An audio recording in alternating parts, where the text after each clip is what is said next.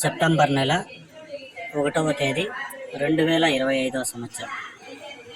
ఈ వీడియోలో మదనపల్లి టమాటా ధరలు ఎలా ఉన్నాయో తెలుసుకుందాం. ఇక మదనపల్లి మార్కెట్లో ముందుగా స్టాక్ చూసుకుంటే పెద్దగా మార్పు లేదు. నిన్న ఎలా వచ్చిందో ఈరోజు కూడా అలాగే దిగుమతి అయితే వచ్చింది.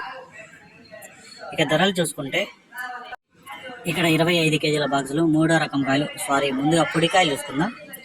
50 రూపాయలు, 100 రూపాయలు, 150 రూపాయల వరకు అయితే పొడికాయలు పలికాయి.